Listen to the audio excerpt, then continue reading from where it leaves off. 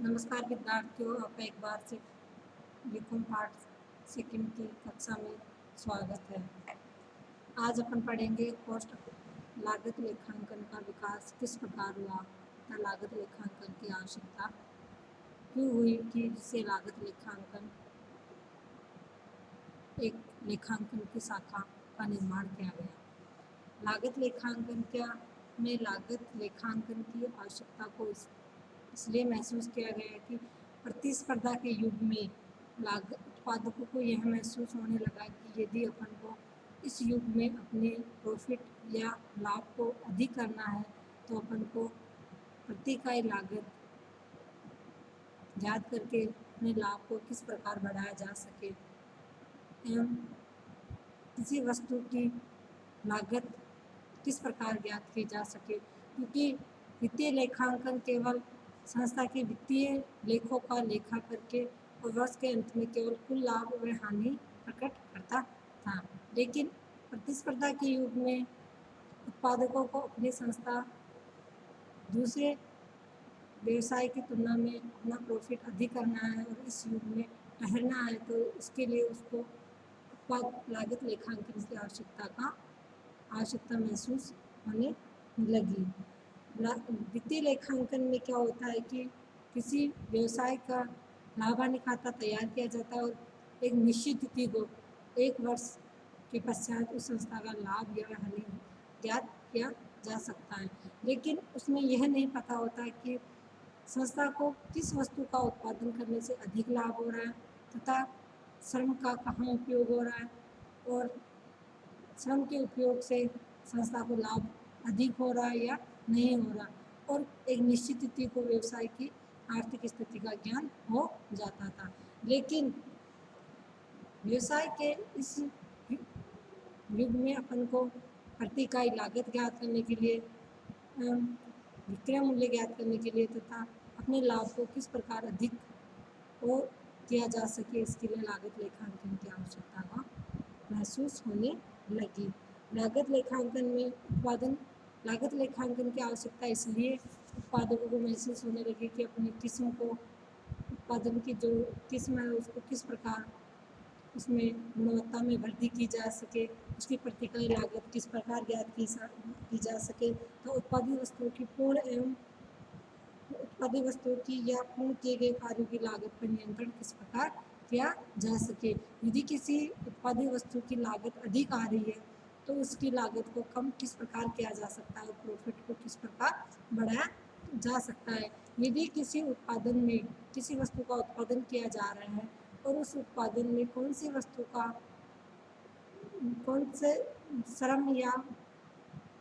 श्रम या सामग्री का या फिर अन्य व्ययों का किस प्रकार दुरुपयोग हो रहा है या फिर उनका उपयोग करने से किस प्रकार उसके विक्रय मूल्य में वृद्धि होगी तथा संस्था का लाभ किस प्रकार बढ़ेगा। इस प्रकार उत्पाद वस्तु के विक्रय संबंधित क्रय संबंधित उचित उसका नियंत्रण करने के लागत लेखांकन की आवश्यकता का महसूस होने लगी। भारत में लागत लेखांकन की किस प्रकार लागत लेखांकन का विकास हुआ, किस प्रकार लागत लेखांकन का प्रारंभ किया गया। भारत में the institute of cost and works accountants ICWA का एक कंपनी के रूप में सीमित कंपनी के रूप में गठन किया गया। सन 1944 को उसका पंजीयन किया गया, तब एक कंपनी का निर्माण किया गया जिसका मुख्य उद्देश्य क्या था कि वह लागत के क्षेत्र में लागत को किस प्रकार नियंत्रण करेंगे तथा उसका प्रशिक्षण देना था और परीक्षाओं का आयोजन करना जिससे लागत लेखांकन के लिए उचित अधिकारियों का सिलेक्शन किया जा सके और उनका उपयोग लागत के क्षेत्र में किया जा सके और उनको प्रमाण पत्र जारी करना कि इन्होंने लागत के क्षेत्र में प्रशिक्षण किया है और प्रशिक्षण करके लागत के क्षेत्र में अपने योगदान दे सकते हैं। इसके लिए उनको सर्टिफिकेट दिया जाता था। लेकिन उसके बाद में अधिक औद्योगिकी 44 के बाद में औद्योगिकी को तीव्र गति से वृद्धि हुई तथा अधिक लेखापालकों की आवश्यकता होने लगी। तो इस आवश्यकता की पूर्ति के लिए सन 1959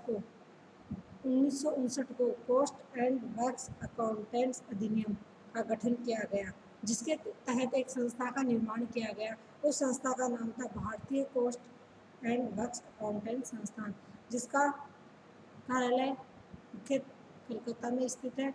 जिसका मुख्य उद्देश्य क्या था कि वह संस्था के लागत लेखांकन के क्षेत्र में कार्य करे और लागत के क्षेत्र में किस प्रकार नियंत्रण किया जा सकता है, उसके लिए कुछ नियम और कुछ अवधारणाएं बनाए।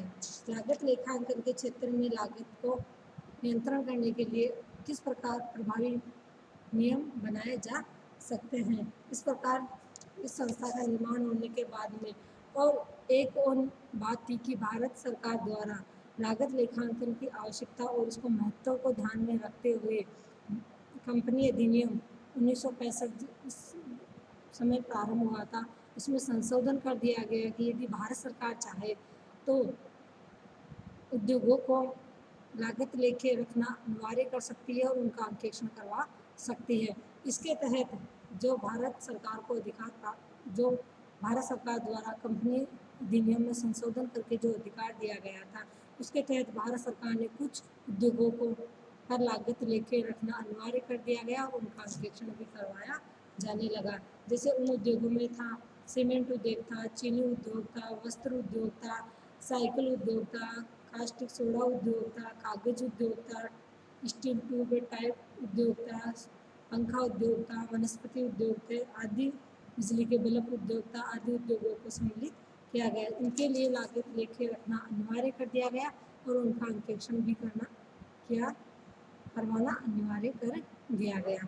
इसके बाद भारत सरकार इसके बाद जो संस्था थी जिसका निर्माण किया गया था भारत सरकार द्वारा, उस संस्था द्वारा लागत लेखों पर नियंत्रण करने के लिए लागत लेखांकन मानक 5 लागत लेखांकन मानकों का निर्माण किया गया, जो लागत लेखांकन के संबंधित व्यवहारों का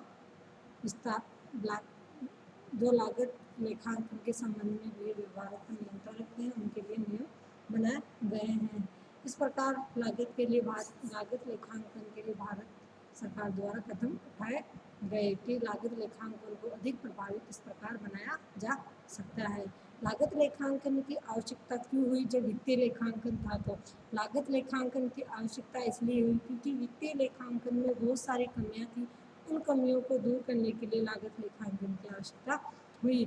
जैसे लागत लेखांकन में वित्तीय लेखांकन में पूर्ण सूचनाओं का अभाव रहता था, क्योंकि वित्तीय लेखांकन क्या करता था, संस्था की संपूर्ण व्यवहारों का एक निश्चित तिथि को लाभ हानि बता देता था और किसी संस्था की निश्चित तिथि को आर्थिक स्थिति बता देता था।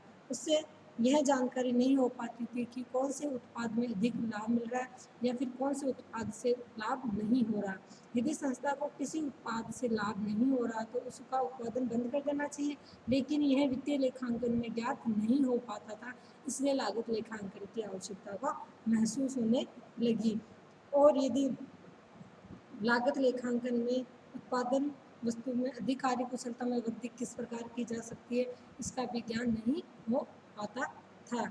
इस प्रकार वित्तीय लेखांकन की कमी के कारण लागत लेखांकन की आवश्यकता महसूस होने लगी कि लागत लेखांकन के रूप में एक शाखा का निर्माण किया जा सके, जो संस्था को उत्पादन के क्षेत्र में प्रति इकाई लागत एवं संस्था के कार्य कुशलता में वृद्धि कर सके। विभिन्न लागतों की जानकारी का अभाव रहता था। वित्तीय लेखांकन में क्या होता था कि वित्तीय लेखों में संपूर्ण व्यवसाय की एक निश्चित तिथि को लाभ व हानि का ज्ञान प्राप्त हो जाता था, लेकिन सभी लागतों व्ययों का लेखा सम्मिलित रूप से किया जाता था। इसलिए उसमें प्रत्येक इकाई की अलग अलग लागत ज्ञात नहीं होती थी। प्रत्येक इकाई की अलग अलग लागत ज्ञात नहीं होने पर उसका विक्रय मूल्य भी इकाई लागत नहीं हो पाता था और उसके लाभ व हानि का ज्ञान नहीं हो पाता था। संपूर्ण संस्था को लाभ व हानि का ज्ञान निश्चित तिथि को हो जाता था, लेकिन प्रति इकाई लागत का अभाव रहता था। व्यय का ज्ञान होने पर प्रति इकाई लागत ज्ञात की जा सकती थी और इसके लिए जो महत्व निश्चित संस्था प्रबंधकों के लिए महत्वपूर्ण होगी। इस प्रकार प्रबंधकों और उत्तरदायित्व का भी अभाव रहता था। वित्तीय लेखांकन में प्रबंधकों को उनके कार्य के प्रति उत्तरदायी नहीं ठहराया जा सकता था, क्योंकि वित्तीय लेखांकन में यह ज्ञान नहीं हो पाता था कि किन क्षेत्रों में लाभ अधिक हो रहा है या फिर किन क्षेत्रों में श्रम सामग्री या फिर अन्य व्ययों का दुरुपयोग किया जा रहा है। लेकिन लागत लेखांकन में कहाँ धन का उपयोग हो रहा है तथा कहाँ प्रबंधकों की अधिक कुशलता का विकास हो रहा है, इसका ज्ञान हो जाता है। इसलिए प्रबंधकों को उनके कार्य के रूप में उत्तरदायी ठहराया जा सकता है। विक्रय मूल्य निर्धारण में सहायता का भी अभाव रहता था। वित्तीय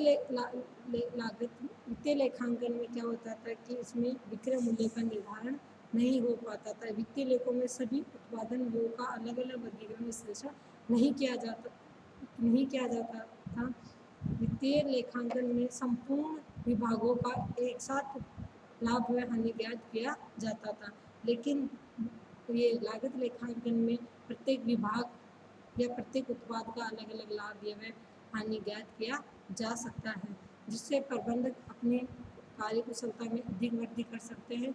जिस क्षेत्र से अपन को उत्पादन नहीं हो रहा या फिर कम हो रहा है उस क्षेत्र में अपन उत्पादन बंद कर सकते हैं, और जिस वस्तु या का उत्पादन करने से अधिक लाभ या हो रहा है तो उसका उत्पादन अपन बढ़ा सकते हैं। वास्तविक या अनुमानित लागत की तुलना का भी असंभव होता था। मतलब वित्तीय लेखांकन में वास्तविक लागत व अनुमानित लागत का कोई महत्वपूर्ण योगदान नहीं था। उसमें वास्तविक व अनुमानित लागतों की तुलना नहीं की जा सकती थी, क्योंकि इसमें दिन प्रतिदिन की लागत संबंधी सूचनाएं उपलब्ध नहीं होती थी। वित्तीय संबंध का सारांश लेखों के वर्ष में अंत में तैयार किया जाता था। परिणाम स्वरूप वस्तु की लागत न तो पहले निर्धारित होती थी और न ही बाद में होती थी। इस कमी को दूर करने के लिए लागत लेखांकन की आवश्यकता महसूस हुई। लाभ हानि में कमी या वृद्धि के वास्तविक कारणों का ज्ञान संभव नहीं था।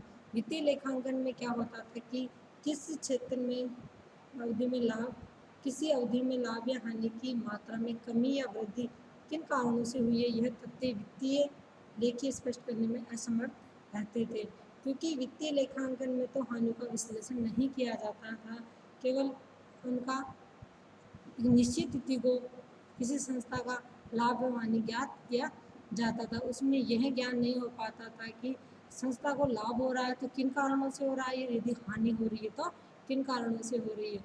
लेकिन लागत लेखांकन में संस्था को लाभ व हानि के कारणों का ज्ञान हो जाता है, जिससे लाभ के क्षेत्र को अधिक बढ़ाया जा सकता है और हानि के क्षेत्र में कमी की जा सकती है। लक्ष्यों का पूर्व निर्धारण असंभव होता था। वित्तीय लेखांकन में व्यापारिक सफलता के लिए सुनियोजित उत्पादन लक्ष्यों का पूर्व निर्धारण अत्यंत महत्वपूर्ण है। वित्तीय लेखे में उत्पादन वृद्धि या कमी के लिए उत्तरदायी घटकों को प्रकट करने में असमर्थ होती है कि किन लक्ष्यों से तो उत्पादन में वृद्धि हो रही है या किन घटकों से तो उत्पादन में वृद्धि हो रही है या किन घटकों से उत्पादन में कमी हो रही है, उनको स्पष्ट नहीं करता है।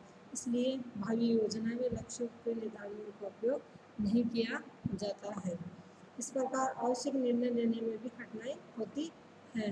वित्तीय लेखांकन में कारखानों के पूर्ण उत्पादन क्षमता का ज्ञान वित्तीय लेखों से प्राप्त नहीं होता कि उत्पादन क्षमता का पूर्ण उपयोग हो रहा है या नहीं हो रहा है, प्रबंधकीय क्षमता का पूर्ण उपयोग हो रहा है या नहीं हो रहा है, इसका पूर्णतः ज्ञान नहीं हो पाता है।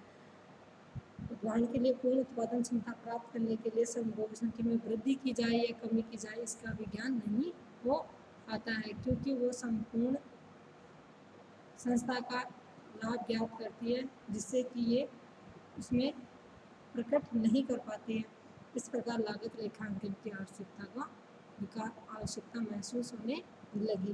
टेंडर मूल्य के निर्धारण में भी वित्तीय लेखांकन उपयोगी नहीं है। वित्तीय लेखों में टेंडर मूल्य का अनुमान प्राप्त शुद्धता के साथ नहीं लगाया जा सकता, क्योंकि वित्तीय लेखों से वस्तु के उत्पादन लागत का ज्ञान नहीं हो पाता है। टेंडर मूल्य के लिए उत्पादन लागत का ज्ञान होना चाहिए। इस प्रकार टेंडर मूल्य के निर्धारण में भी वित्तीय लेखांकन उपयोगी नहीं था।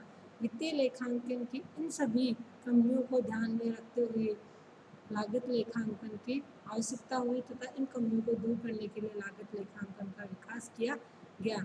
जिसमें लागत जिससे वित्तीय लेखांकन की कमियों को पूर्णतः से दूर किया जा सकता है तथा संस्था को अधिक लाभ प्राप्त हो सकता है।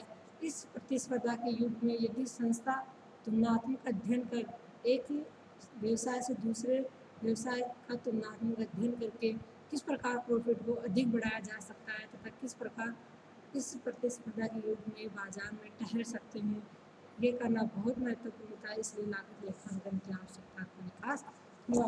वित्तीय लेखों द्वारा उपयुक्त उद्देश्यों की पूर्णता नहीं होने पर लागत लेखांकन का जन्म या विकास हुआ।